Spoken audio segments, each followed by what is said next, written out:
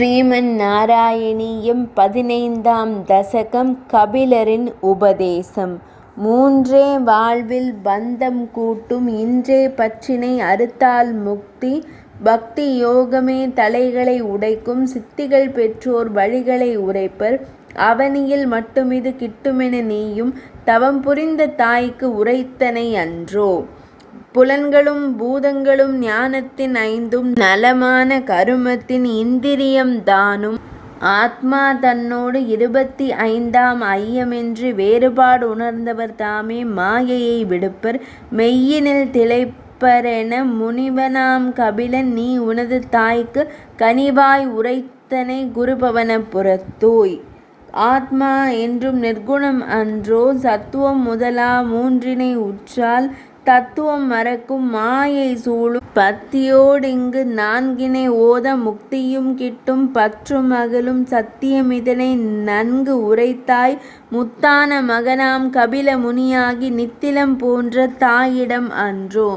உடலை பேணும் ஆசனம் தன்னையும் கடலை கடக்கும் யோகத்தின் மார்க்கமும் தெளிந்து பயில்வோர் என் திருவடிவம் கழித்து காண்பார் கருடன் மீதே.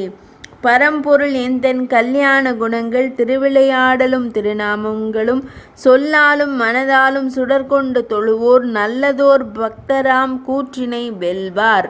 வருத்தியே பொருளை ஈட்டுகிற மாக்கள் கருத்தினை வைப்பர் உற்றவர் மீதே. பெண்களும் மக்களும் இவரை ஆள்வரே கண்ணிழந்த வாழ்வு என்றும் துன்பம். தாயின் கருவிலே ஆனதோர் துன்பம் ஆயினும் ஏழிலே பெறுவதோர் ஞானம். துன்பம் களையும் ஆற்றலை அழியா தன்னிலை மறந்து மாயையில் வீழ்வர்.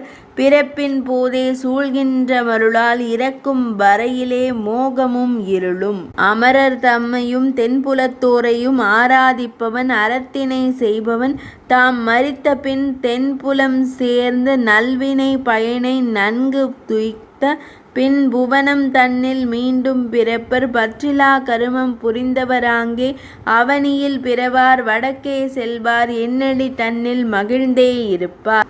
கருவில் சுமந்தவள் கடனை தீர்த்தாய் அரியதாம் உண்மைகள் இவைகள் உரைத்தாய்.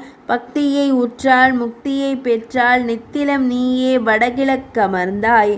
நின்னை நினைக்க அச்சம் விலகும் உன்னடி பற்ற பிறவி பயனா. என்னை ஆட்கொண்ட அன்பை அருள்வாய் முன்பினை நோய்கள் தீர்ப்பாய் கண்ணா.